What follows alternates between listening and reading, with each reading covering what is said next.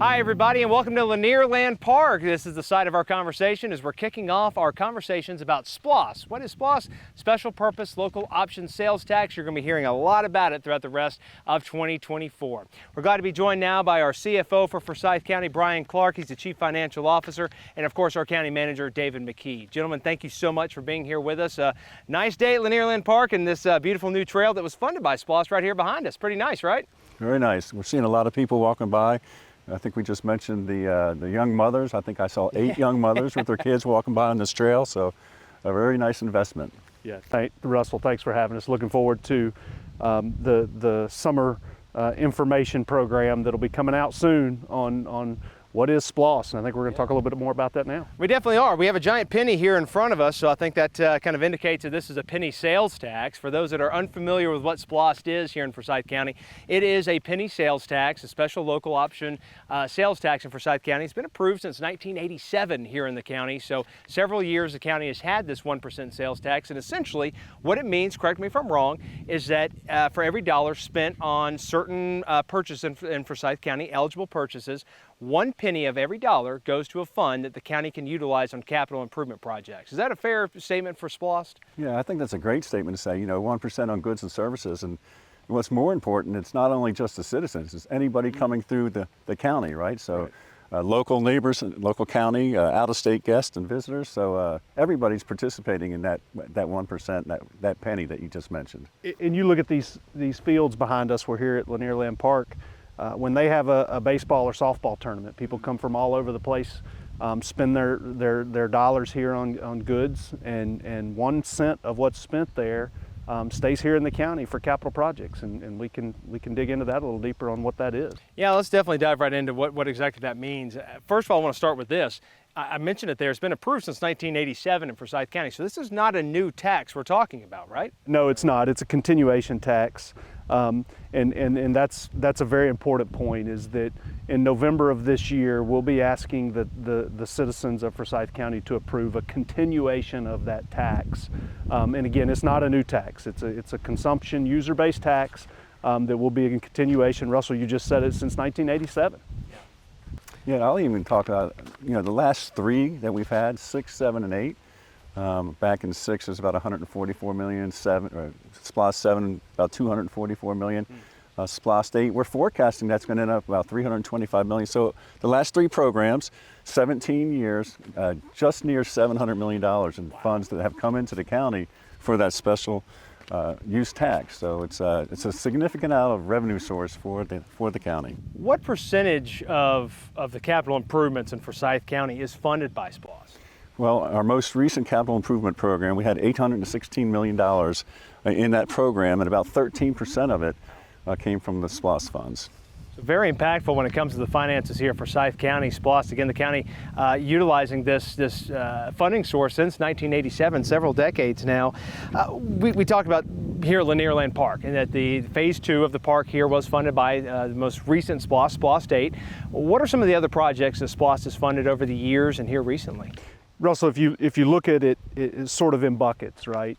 The by and large, the biggest lift that we have had from SPLOST is roads, bridges, sidewalks, intersection improvements. So there are a number of those that are out there. In the coming months, we'll talk and we'll highlight some of those. Ronald Reagan Extension, McGinnis Ferry. There is a number of either in the works or nearing completion of those road projects. So road projects is one. Parks, we're here at Lanierland Park. We just did a groundbreaking a couple weeks ago at Bennett Park, and really looking at Bennett and making that investment in the northern part of the county. We're able to make that investment for a number of funding sources, but the primary source is SPLOST. So roads and bridges, parks.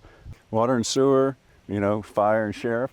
Yep. Denmark Library, we're getting ready to open up that later this year. That's right. That was funded partially by SPLOST. So there's quite a bit of infrastructure as this county continues to grow. Huge demand on services.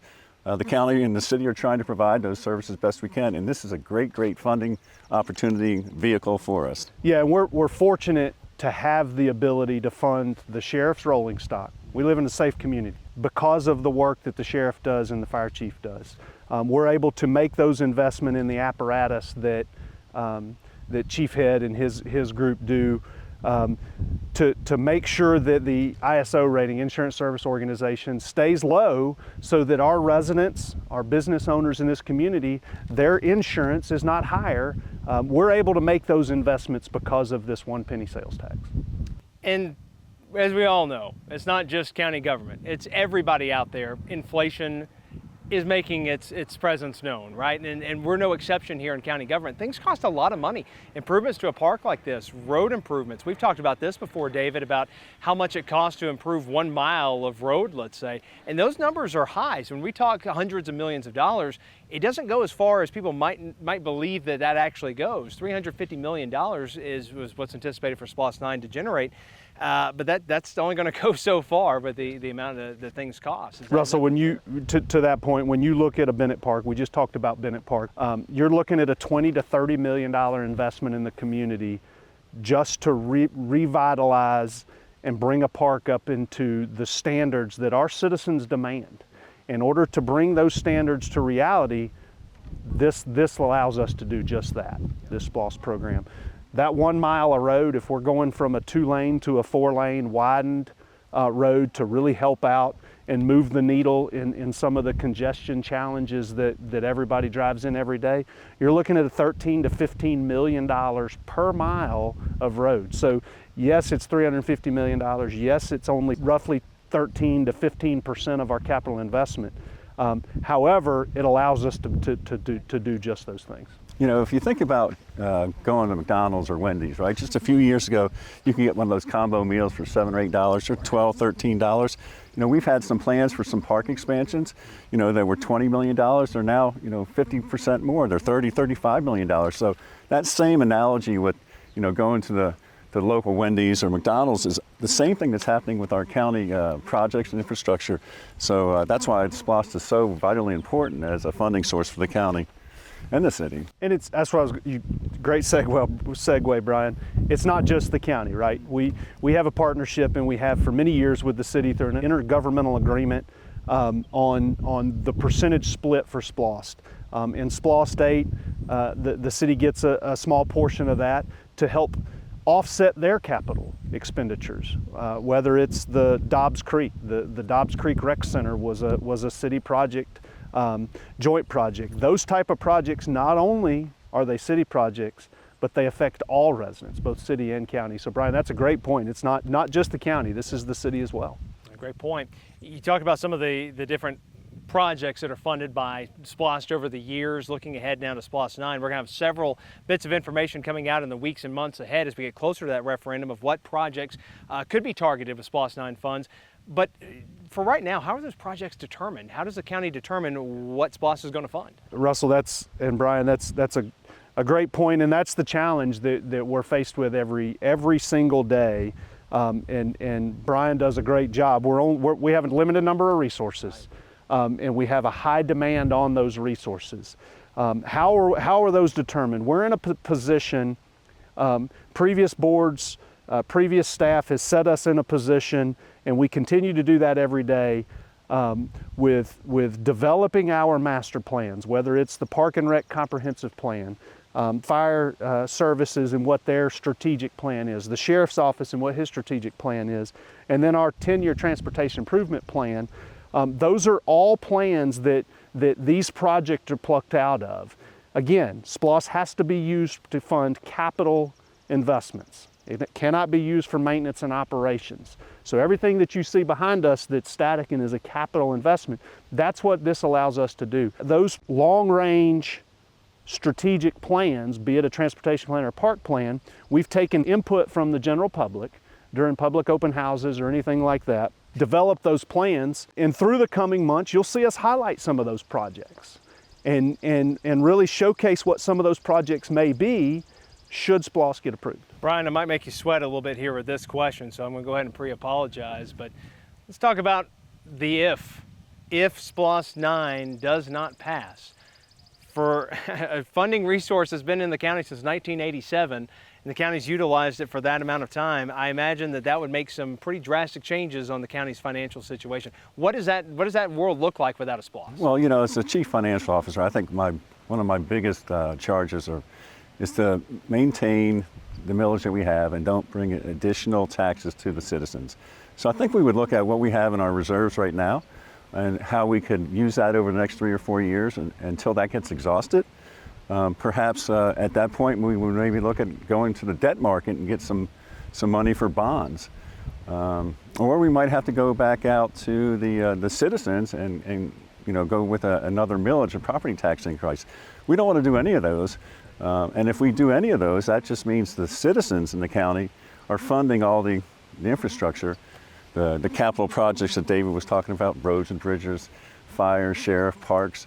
Why not use the SPLOST program to help supplement that revenue sources that we need to fund the projects? So, Russell, let's not forget, Forsyth County is triple AAA bond rated. We're triple AAA bond rated because of the financial practices that we have in place.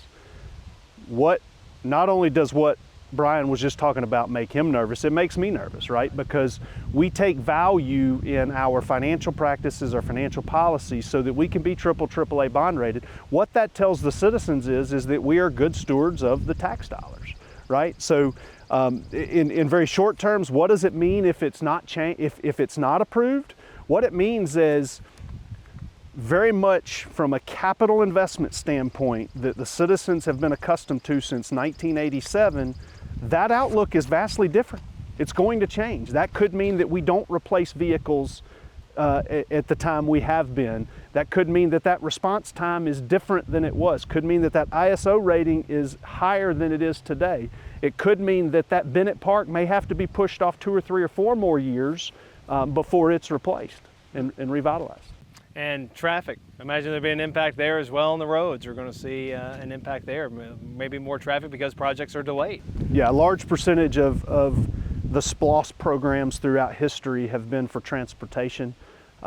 There is pain certainly as we look at traffic and congestion, and it would certainly to the tune of $100+ million add an additional challenge in a lack of a resource to do something about the transportation challenges. Yeah, you mentioned $350 million for SPLOST 9, and to David's point, about a third of that is earmarked for roads and bridges. So Right. Significant amount of money that we're looking to maintain and invest into our roads and bridges here in Forsyth County.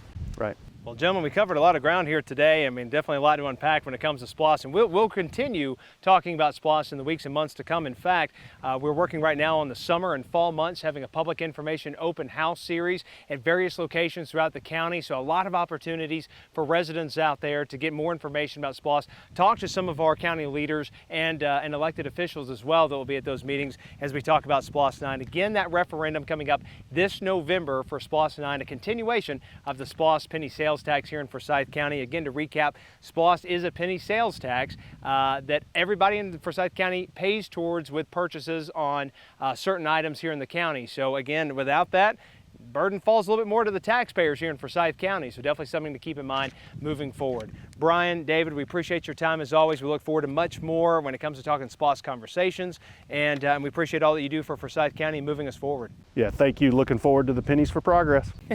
We're going to roll on along here from SPLOST 8 to SPLOST 9. Much more on SPLOST coming up. Be sure to follow us on social media, and of course at forsythco.com for much more on SPLOST 9 and what it means for Forsyth County's future. So long for now.